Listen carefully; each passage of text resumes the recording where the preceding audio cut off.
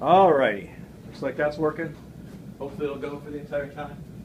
Okay, for those of you who are doing the in-person thing, you didn't need a Scantron 882. You can buy these in the bookstore. I have a bunch. If you are a day student, then try to grab a couple. If you're only a night student, I don't think the student store is open past 4 or 5 o'clock, so it's going to be almost impossible for you to get them. So I will have some extras for you here. So don't panic. But I will ask you to transfer your answers to one of these little forms, the true and false and multiple choice. Okay. So again, if you're a day student and you are around campus, drop by the bookstore and grab a pack. I think they're 4 or 5s, and you can split the cost with other people in the class. And if you end up not being able to make it, again, I'll bring some extras in. Okay. So don't panic. This one's for sale. It's got all the answers already on there, and they're all correct. For a small fee. Donation to the photography department, you know. Can you write with a pen or pencil on that? Yeah, bring a number 2 pencil too, if you would, please. All right, so some sort of soft lead pencil kind of thing. So you're going to use that, the true and false multiple choice? Yes. And these other things as well? Yes, yes. And you'll write on a separate piece of paper for that. So we have 60 multiple choice, true and false, 2 points each. And 8 that are the short answer, like the other 2 exams, at 10 points each. So a total of 200 points. Your extra credit is going to be piled on top of this test score. So if you get full credit, 200 on the exam, and you get 25 extra points, it just throws up the rest of the scores across the board for the other exams. Okay, so that's how it's going to work. I'm just going to attach it to this score. Okay. All right. Any questions on that? Yeah. Really quickly, so there is no way at all that we could turn the extra credit or something after the final? At when? After the final? No, right? Well, when were you thinking?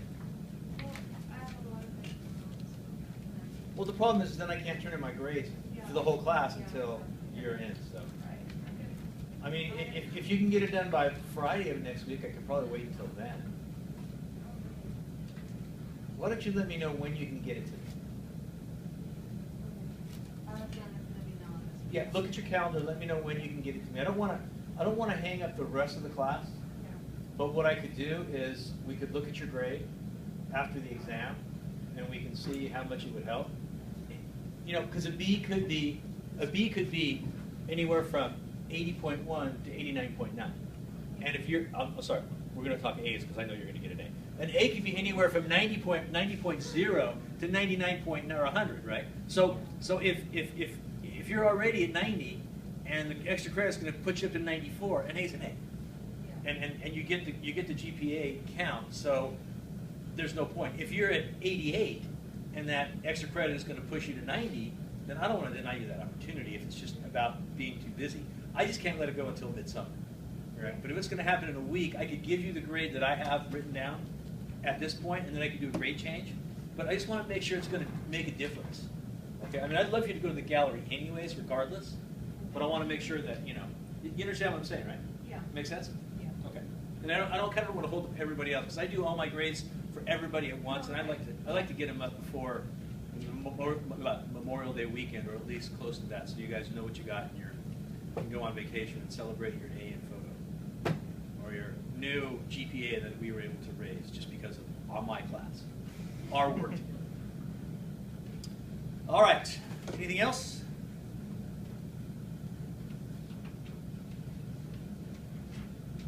All right. I'll be talking about future classes next week before the exam. But if you have any questions about classes, remember, I'm available. Email anytime to help consult on that as you continue forward with the photo education. So, okay, so I'm just going to go through and talk about the areas that we're going to be focused on the exam. It's a lot of content from the very beginning all the way through. The video that I'm recording right now, provided it all works, the batteries don't go dead, I'm going to post that as well.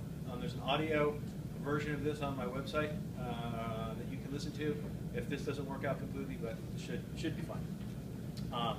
So way back, first couple of days of class, I brought in that big, huge view camera, right? The two big standards with the bellows in between. You guys didn't get a chance to see as many of the videos that I showed to the day class, but trust that that they were around for a long time. We certainly saw them in the history section. In addition to that camera, we talked about the twin lens reflex camera. That was the camera that had two matched lenses, one for viewing and one for taking, right? It had a little bit of problem with parallax because you weren't looking through the same lens, but it actually took the image and made it through the mirror, made it right side up still, in some cases laterally reversed, but it was actually a lens that was matched, a viewing lens that was matched to the taking lens. And then we talked about, yeah. Sorry, you said the viewfinder and twin reflex camera? Twin lens reflex. Twin lens reflex. That was that camera with two lenses on top, one on the bottom, one on the top. Kind of looked down in it like that. Right? But still, because you had the lenses separated, you weren't photographing exactly what you were seeing. It was offset by a couple of inches, right? Which makes no difference at all when you're shooting infinity, but makes a huge difference if you're doing macro work because it's shifted quite a bit when you're close. The single lens reflex solved that problem because now we're looking through the lens that we're taking, so we're seeing exactly what the camera sees. All right. So this is, again, as I've talked over and over again about how we tune our eye to see like the camera and tune the camera to see like our eye. The fact that we can look through the exact same lens that we're taking and see we're taking a picture gives us a lot more information about the image that we're making. Okay. So that single lens reflex. Back to the twin lens reflex. There's a parallax issue, but wasn't that typically corrected? In some cameras, yes. Some cameras, no. Even with the viewfinder camera, you know, like a la other viewfinder cameras, that offset, in some cases corrected, but on the other hand, it's you're not, you know, even with the modern day Leica now, if you change lenses on it, you got to sort of have a little bit of compensation for the frame because you don't have any change of that window. And then, I don't know if I talked about this, but there's this thing called camera bellows or a bellows unit. Basically what it is, it's kind of like that view camera, right? You have your film standard here, you have your lens standard here, and you got this big accordion thing, right? And this is attached to a monorail, and this is attached to a monorail, so you can slide these back and forth, okay? Well, this bellows unit for macro photography with your DSLR allows you to mount a lens up here, your high quality Canon, blah, blah, blah, blah, Nikon, blah, blah, blah lens, okay? And back here, you put your film camera, or your digital camera, your 35 millimeter DSLR, right? You put it back here. So what it does is it allows you to basically increase the distance between the lens and the camera, okay? You can stretch out this bellows and push the lens very far away from the camera, right? And what that does, okay, is it kind of turns your camera into an enlarger, or projects the image. So think about this. If your lens is here, right, and it's attached to your camera here, right, the image coming in is projected about here, right, and there's your sensor, okay? Here, as you move that further away, the projected image gets bigger and bigger and bigger. So now instead of your sensor being here and seeing all of the image, now it's here and it's only seeing a very small portion of the center of the image. Therefore, magnify it. And if you put it out here, magnify it even more. So this bellows unit allows you to separate the lens from the camera and allows you to high quality macro photography. You know, in the order of 2, 3, 4 to 1 magnification. They're expensive. They fully integrate the electronics from the lens to the camera, okay? But it does allow you to use a really high quality lens and not those filters you screw on and not the extension tubes that may or may not work. They're a fixed size. Here you can go all the way from full extension that could be as much as 2 feet all the way back to where the lens is in its proper position with the camera, okay? So, and it allows you to change lenses on it. Use any lens you want. From, you know, short focal length wide angle lens to normal lens to wide or to telephoto. Is there an advantage of doing that versus just having a macro lens? More. You can go farther, right? You can use a macro lens and this, right? And if you look at a macro lens, that's kind of what it does, right? When you start focusing close, it gets longer, right? All it's doing is taking this and pushing the center of the lens out farther so you can get that magnification. Okay? So that's basically what it's doing, but now you can extend it even further. But, you know, focus is really critical. They need something in the tripod, movement, you know, any camera shake whatsoever is crazy, so you got to be careful when you start doing that sort of stuff. Okay? We talked about relative aperture, and all that is, you guys remember, relative aperture is just the maximum aperture for that lens. Okay? Maximum aperture for that lens. Take the focal length, the diameter divided into the focal length, and you have what is the maximum aperture for that lens. It's a numerical calculation. Okay? That's all it is. It's printed on every single lens. F-stops and their relationships, remember, we go from f4 to 5.6, we cut the light in half. To f8, we cut it in half again. To f11, we cut it in half again. Go in the other direction, from 8 to 5.6, double the amount of light. Go from 5.6 to f4, double the amount of light. Then again to 2.8, double the amount of light. Okay, so just remember what's happening as we change that f-stop. Okay.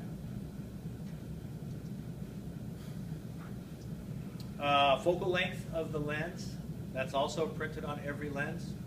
50 millimeter f4, 50 millimeter f1.8. 50 millimeter is the distance from the optical center of the lens to the point in which parallel rays of light come to a common point of focus. It's the focal length. Okay. Variable focal lengths are just zoom lenses. Right? 24 to 105. It could be 24 millimeters or 105 millimeters, depending. Okay. Variable focal length are zoom lenses.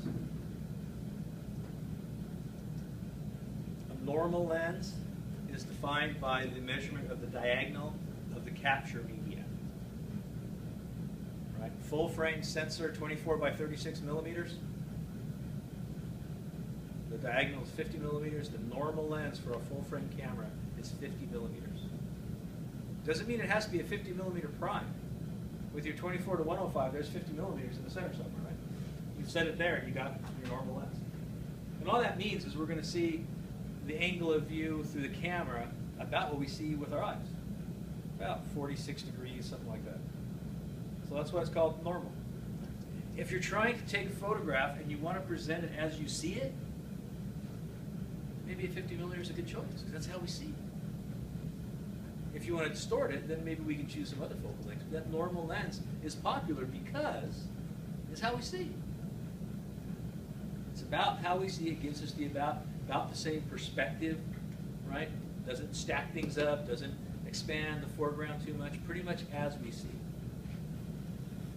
Now, a telephoto lens is going to compress things. Right? It's going to take things that maybe are far away, compress them. And a wide-angle lens is going to do the opposite. It's going to accentuate that foreground. It's going to make things that look closer, or that are closer, be a lot larger. Okay? Unlike the telephoto, which is going to make everything look kind of the same size and compress it. So what are the compositional effects? Do you want to use a telephoto lens or a slight telephoto lens for portraits? Probably. You don't want to distort somebody's nose or somebody's head, right? Do you want to use a wide angle for a portrait? Maybe not. Depends, right? On that distortion, just how wide it is. But you've probably all seen it with your cameras. Get really close to somebody with your iPhone, right? And you'll see that distortion. You'll see if you're doing a selfie and you're holding your camera, how fat your arm looks right next to the lens, and how skinny it looks when it hits your shoulder. Right? So that's part of that perspective distortion that you have to be aware of. It all comes down to composition. What do you want? How do you want the picture to look, and why? Right? And then we make these choices. Chromatic and spherical aberration. Pretty much every lens has some amount of aberrations or distortions. Chromatic, chroma, means color. Different wavelengths of light don't come to a common focus. Have you all seen in Lightroom chromatic aberration correction? Right? It looks for that and tries to do the best it can to fix it.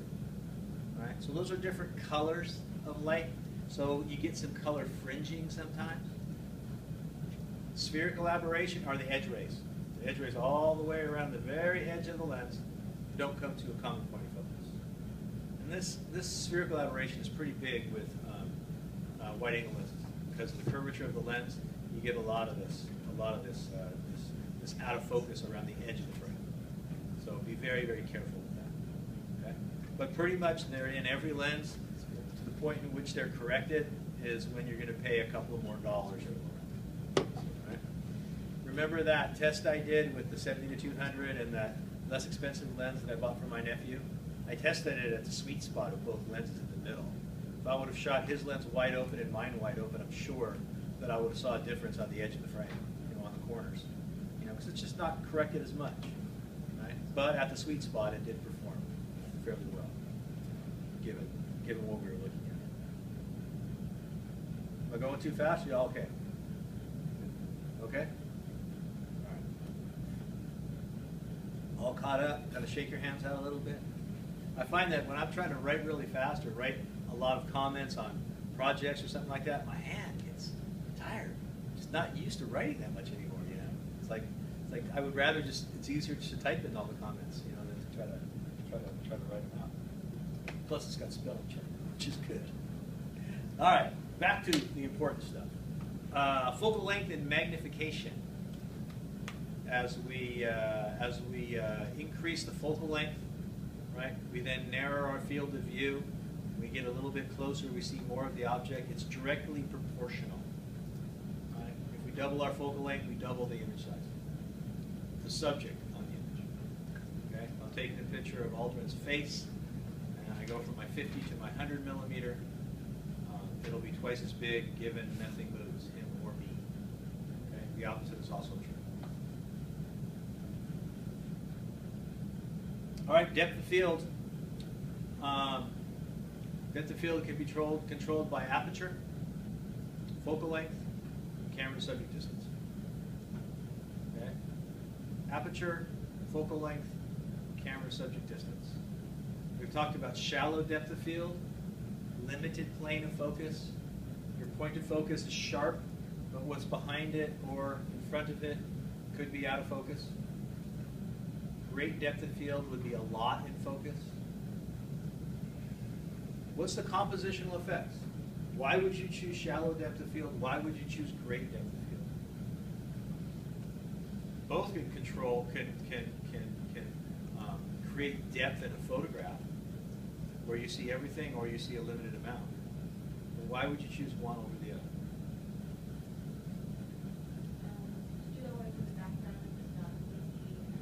Simplify. Simplify, simplify, simplify. In the composition lecture, I talked about keep it simple, right? Simplify, simplify, simplify. Exactly. Exactly. What does shutter speed have to do with depth of field? Nothing. Okay, can you all say nothing? If you get this question wrong, I swear, I'm going to put your picture up on, I don't know, a milk carton or something like that. Everybody's going to know, right? Aperture controls depth of field. You may have to change the shutter speed to compensate or to keep the exposure equivalent. But shutter speed controls motion. Aperture controls depth of field. Two really important compositional tools that we have at our disposal, but we need to know how to use them. Make sure we're still cooking with gas here. Yeah, pretty good so far. All right.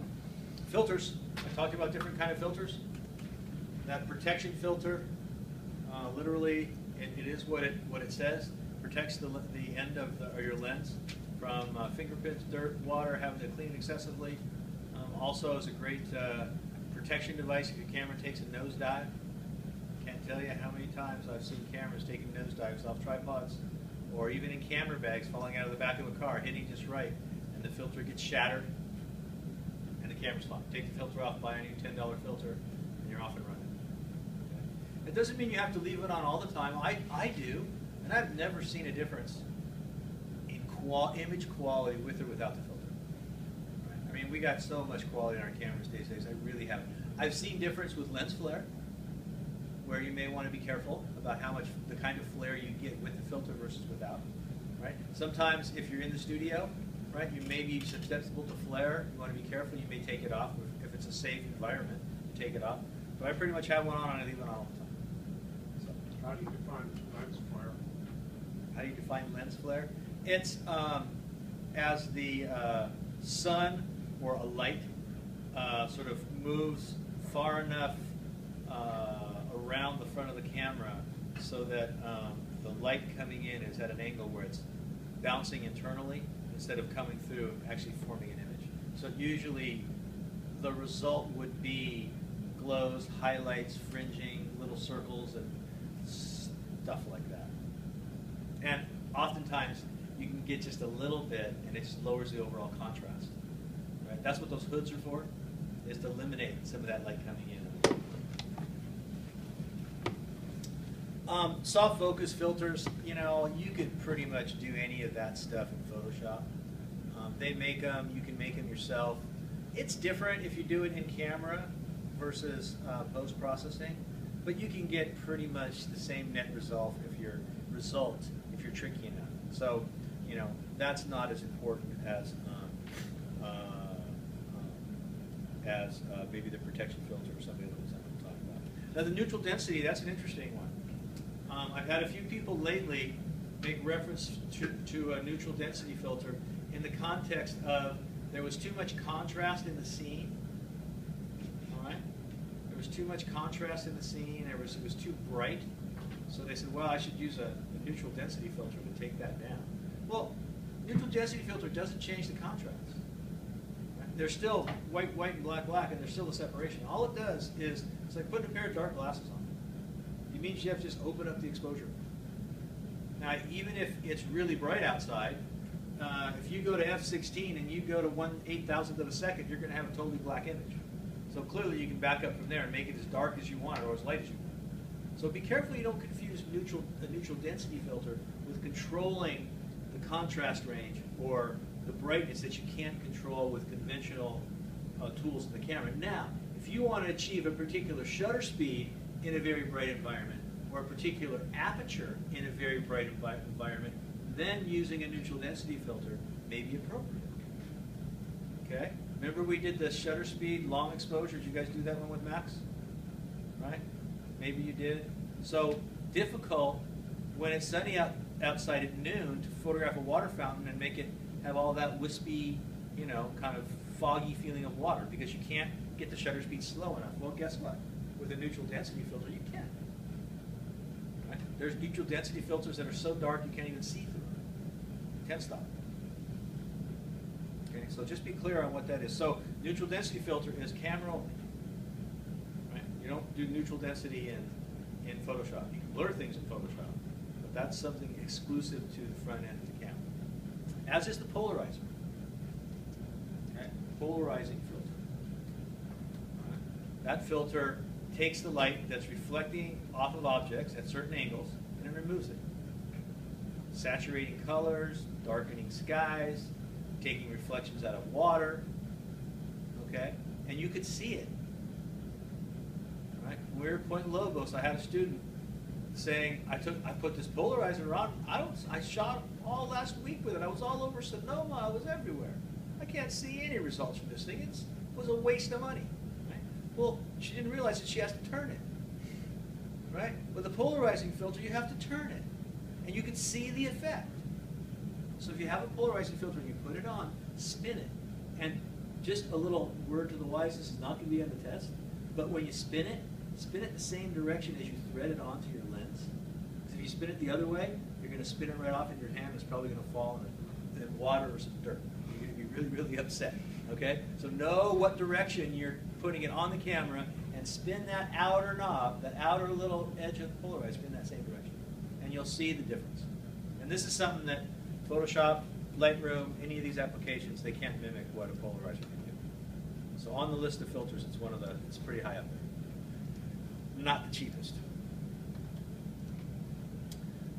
It gives you 2 stops compensation, right around 2 stops, no matter how it's turned.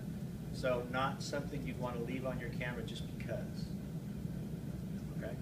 Because it's going to, unless you want to be able to alter the exposure, shutter speed, or f-stop in bright, sunny conditions to lengthen it or change the depth of field. Then that 2 stops could be handy, and then you can choose whether you you can put on the full effect with the polarizer or not.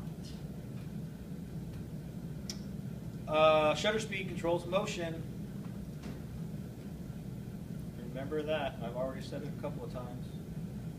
ISO, a given sensor's sensitivity to light. A given sensor's sensitivity to light. That, ISO, with f-stop and shutter speed are your three contributors to exposure. Okay?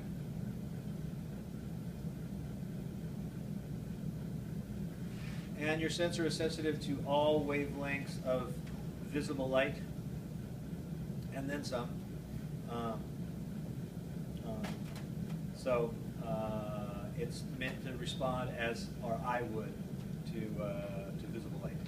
So the good news about digital cameras, no more worrying about X-rays, right?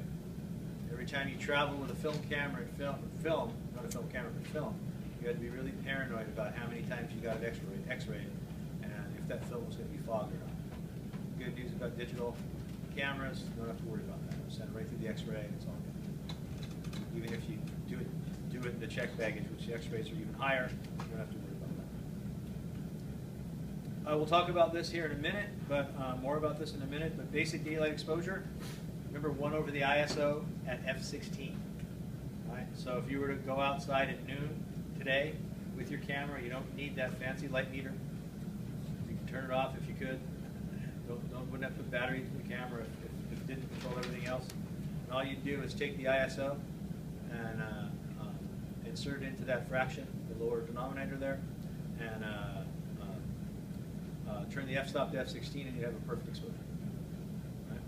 Okay, so that's for bright sun. 1 over the ISO at f16. Hazy sun, just a little light haze in the sky, still shadows on the ground. Right? Still shadows, they're light gray shadows, but you can still see them. Plus 1 stop. Cloudy bright. Right? 2 stops. That's that high overcast.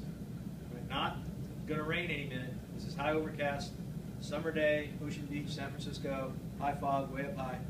Right? 2 stops. Open shade means it's sunny outside, you stepped under a tree, plus 3 stops. Just gives you a rough idea of how your exposure changes.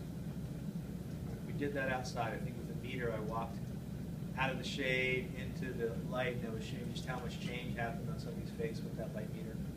Okay?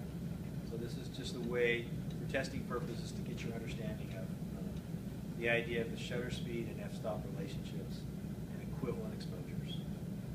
Okay? Like I said, we're going to mess around with that here in a little bit, so you should be ready to rock and roll on that. We talked about file formats. JPEG, TIFF, RAW, and DNG. Most cameras these days do a few different versions of JPEG and a few different versions of RAW. Some cameras are doing TIFF, not too many. And I don't know that any are doing DNG. Maybe there's some oddballs out there. But that's Adobe's format, that DNG. That's their digital negative, kind of like the equivalent of their RAW. Right? Doesn't have any compression. All the data is saved, just like the RAW file, your camera RAW file. Right? There's no compression. There's no loss of data. Right? TIFF file, you can compress it, but you don't lose anything. There's no loss bits when it comes to compressing, unlike JPEG. Right? Yeah. I have seen 2 different TIFFs, one with capitals and one with first just capital T is the same. I don't know if there's any difference. I've seen JPEG and JPG, so that's the same file, so I don't think it makes the capitalizations of it doesn't, that I know of anyways. Anybody else know that no different? Okay. So JPEG compresses the file by its nature. Compressing it just means that it looks for neighboring pixels, and if 2 or 3 or 4 are the same, they call it the same number. You can decide just how much they have to be different for them to be unique. A lot of times in your dialog box. It says large file JPEG or small file. Large file means less compression. Small file means more compression. And that just means there's a black dot here and a black dot here, 2 gray dots in the middle that make all 4 of them the same. Make the file smaller, but you run the risk of losing some of those intermediate tones. We've all seen pictures with banding on it and things like that in the skies and in the transition areas. So you need to be a little bit careful of that. Okay? Just by the nature of JPEG, if you open it up and do nothing to it and close it, it won't recompress. But if you open it up, you fiddle with a little brightness and you close it, you open it up, you fiddle with a little contrast and you close it, every time recompresses, recompresses, recompresses, recompresses. In one of your standard photo editors, not in Lightroom. Lightroom handles everything differently. Remember, there's a resource file, and all that you do to the file is handled in Lightroom in the history, and it's stored as a filter that you view through. So you don't lose anything when you're doing this with Lightroom. But in Photoshop and things like that, as you open and close and open and close, it recompresses, uncompresses, recompresses. And eventually you can see some of these artifacts. I've never seen it. With all the times I've opened files and closed them and opened and closed them. If I see the artifacts, it's usually because I didn't save it at a higher resolution. It's not because I fiddled with it too much. Okay? So be a little bit mindful of that, although with our cameras these days, it's not as difficult, or not as likely that you're going to see the results. All right, okay so far? All caught up? Okay. Our cameras have a mode, AWB, automatic white balance.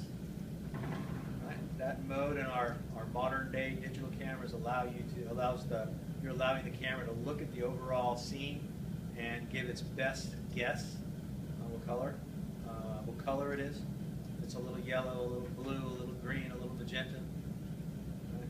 And again, we have a lot of control on the back end in this area. So as long as the camera is able to deliver it close, we're usually in pretty good shape. Where it can get a little bit troublesome, okay, is if you're shooting 10 shots of a person, or maybe you're doing a series, right, of an event. Your camera can jump to different white balances throughout the series depending on where your camera's pointed. So you may want to limit its decision making and lock it into one white balance for the whole series. I see this in weddings all the time. You know, one will be a little yellow, one will be less yellow, one will be a little blue, depending on where you're aiming the camera. So you may, in a given set of images, you may want to lock it to a particular white balance if it makes sense to speed up the post-processing. And this is where, as you continue your photographic experience, you know, you're going to know just how much you want to do on the back end and what you can do on the front end to speed everything up. Because you got to get paid for all those hours sitting in front of the computer fixing stuff. So if one little button fixes it on the front end, you know, you've all of a sudden increased your profit margin by a significant amount. Okay. It's not all you're trying to make a living doing this photography thing, but it just speeds up how much time you got to sit in front of the computer. How about that? And that means more time in the field making images instead of post-processing.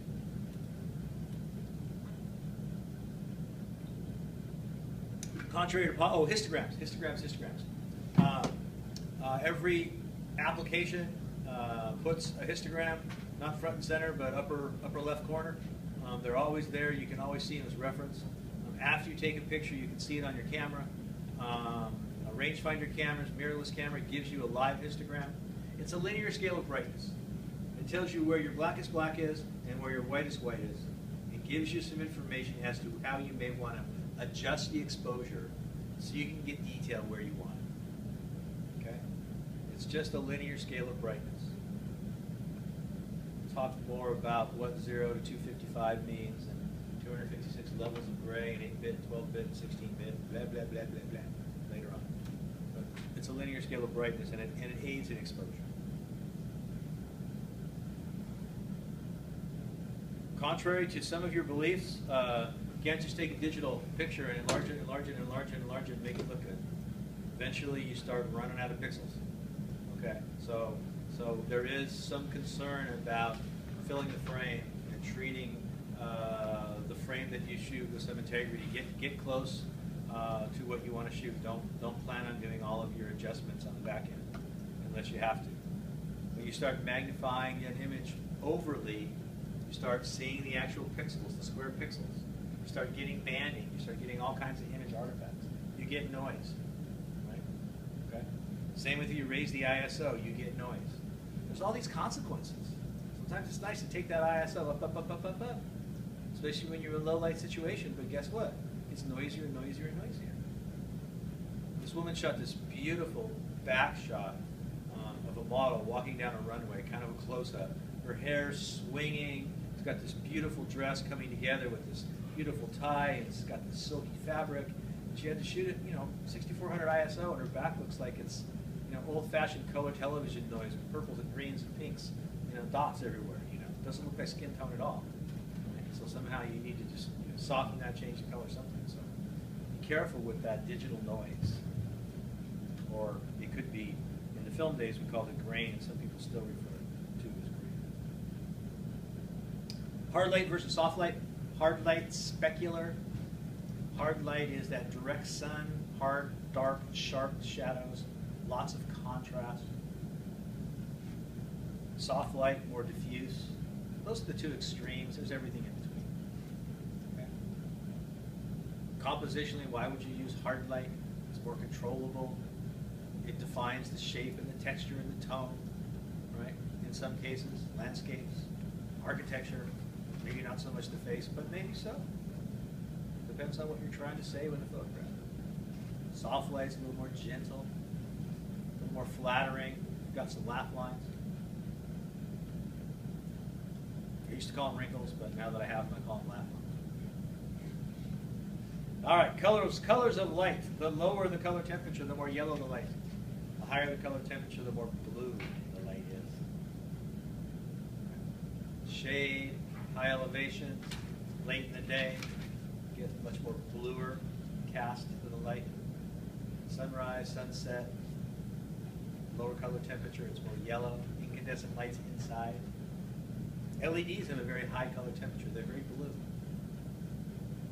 Okay, sometimes it's masked from us because of the automatic white balance. If you really want that yellow, be careful. Use an automatic white balance of sunset. May not get all the yellow you can get because the camera's trying to compensate for it. So remember that. Complementary colors means colors opposite each other on the color wheel of light. Don't get confused with how we mix paint. We're mixing light. So the opposite colors are complementary. They tend to create much more contrast between each other. Analogous colors next to each other tend to be a little soft, a little more gentle. What colors do you choose when you're constructing a scene based on what you want the image to say? Okay. Is it possible to give an example of how you use complementary? So if you wanted an image on the cover of a magazine, I walked by Fry's on Sunday, and they have that. I think that's the only place where they have a bunch of magazines anymore. Bookstores are all gone, pretty much. But here's this whole row of books of magazines, and they all look the same. But covers are important because it's going to attract your attention. So if you take a picture of a indigo blue deep sky, and then up close with a wide angle lens, smack dab in the center of the frame, a yellow fire hydrant. That image with that yellow and blue is going to jump off, and as you scan that, boom, your eye's going to hit that. And you're going to read the text. If you have 10 billboards on Las Vegas Boulevard, right, and you want everybody to look at yours, you're going to have those colors that are opposite. Right? And yellow and blue just happen to be one that jump right, off the screen. So you are off the printed page. So that's what you use for that. If I was going to do a gentler photograph of mama and a newborn baby, and she's laying there with the soft, beautiful light coming from the window, I'm probably not going to dress the baby in yellow and her in blue. I might go with tones of green, maybe some green and some tan, maybe some green and some, blue would work in that kind of scene because they're next to each other, so they won't vibrate and create as much contrast. So the color choices could create more contrast or less contrast, and also could take away from the scene. Because that mother and child, it's about the mother and child, not about what they're wearing, unless I was shooting for the gap. And then it's a different story. And therefore, they would be considered opposite colors? Those are, that would be an example of analogous, blue and green, colors next to each other. Right? Then in terms of colors that are opposite. So just to know that they have different ways of affecting our brain when we choose color.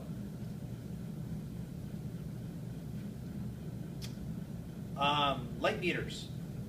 Every one of your DSLR cameras has a light meter. Right? You point your camera at a scene, and it reads the light reflecting off the scene. Okay, and it gives you the appropriate exposure, f-stop and shutter speed given the ISO. Right? There's also, those are reflected meters. All of your DSLR cameras, DSLR cameras have a reflected meter. Okay. There's also incident meters, which are different. Think about this for a minute. The reflected meter, if I'm taking a picture of somebody against a black background, with a black suit, with a really dark complexion, my reflected meter is going to look at that scene and try to average it out. But there's no average there because everything's dark. Okay, so it's probably going to give me some misinformation. Also, if I'm taking a picture of a white background, somebody in a white suit with a white dog, it's going to average that out and probably not give me the right exposure. Because it depends on what's in the scene. So it's influenced. Whereas the incident meter is different. It reads the light falling on the subject. So if I was taking a picture of Aldrin, instead of pointing my camera at his face, I'd take the meter, I'd walk up to him, I'd turn it around, face it towards the camera, read the light falling on the meter, independent if he was wearing white, black, purple, green, and I'd get the amount of light there, therefore averaging the light right as it falls on the scene, not depending on what they're wearing. It's just, it's harder. You've got to walk up to somebody to take a meter reading instead of just pointing your camera, and that's faster. And the cameras these days, they do a good job because they average 48, 100 spots, and they give you pretty good information. I'm not saying it's bad, but a lot of people that are looking at a lot of accuracy and exposure, or shooting in some extreme situations, rely on these meters for different kinds of environments. Not super high on the list of what you need because we get instant feedback and you can take a second exposure, but something to think about. What was the second meter referred to as? Incident meter. One's reflected and one's- Reflected is what we have in our cameras, reading the light reflecting off, and incident, the light falling off. Is this why, I've heard that when you take a photo of a snow scene where everything's white, you should always overexpose by about a stop and a half. A lot of people say that. But is it because of the instant light meter? It's because of the reflected, right? Because it's gonna average it out and make it more gray. So if you overexpose a little bit, it's gonna get it white. You know, these days we have a little bit of control in that area, but yeah, it's because of the reflected meter. If you're using incident, you should do what it says. You know, I mean, some people even say underexpose a little bit just so you don't blow the highlights out. Because bright sun on snow, it's hard to hold that. You know, you have to really compensate for that. So the incident reads what is falling on the subject. I think I had one of those meters when we went outside. It had that Yes. white sphere that was kind of half domed, right? So it's kind of frosted, so it just, the light falling, just kind of diffuses it all and just reads it. And you know, if you think about it too, if you're a landscape photographer, right? And I'm taking a picture of Half Dome, and the sun's, you know, out or a sunset, I can hold the meter up where I'm standing, right? Take a meter reading of the sun, it's going to be effectively the same on Half Dome. So I don't have to walk all the way to Half Dome and take a meter reading. It's going to be pretty much the same, you know. So it is functional in the field, you know, for that kind of stuff. So. And they look cool. It's like an ornament you can put around your neck. Like you need more things, right? The camera, the light meter, the loop, you know, all these things with your photo vest, then you look like you're a real pro.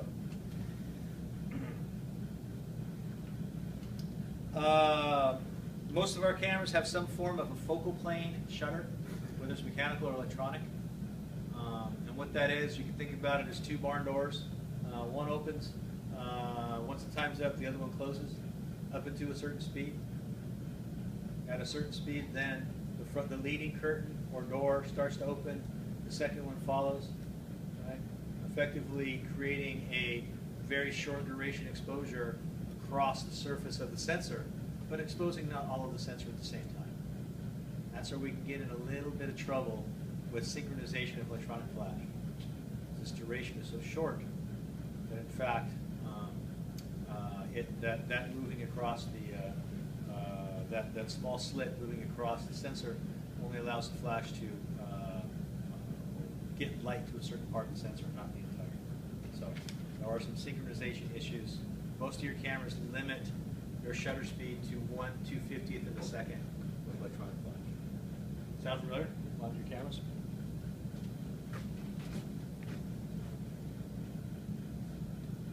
All right, still cruising along.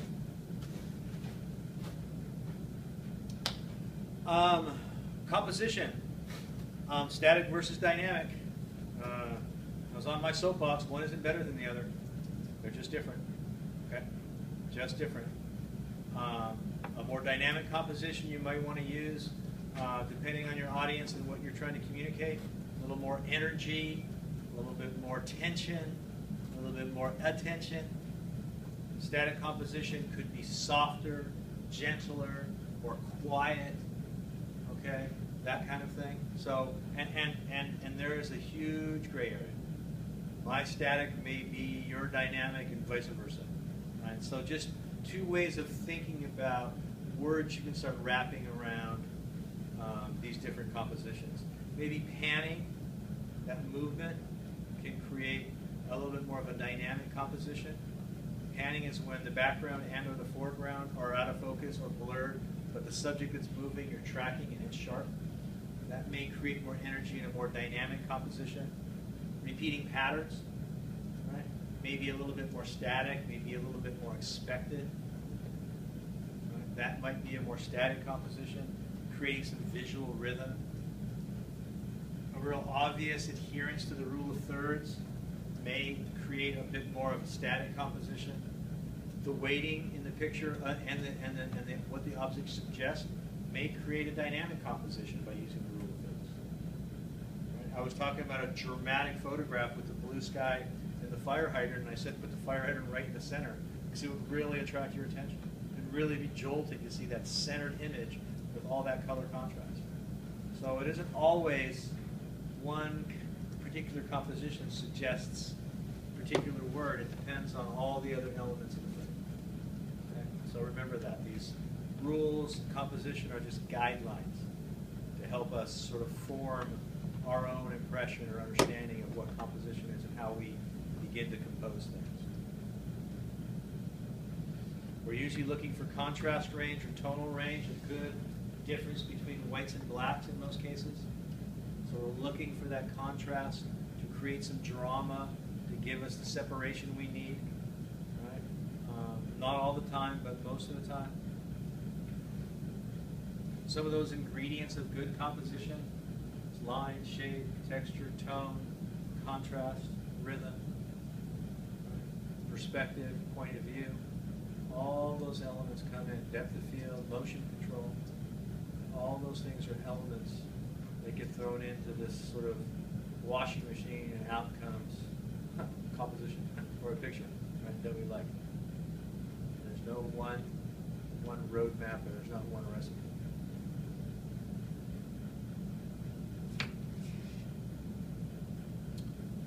From the history section, we're going to focus on some of the early contributors.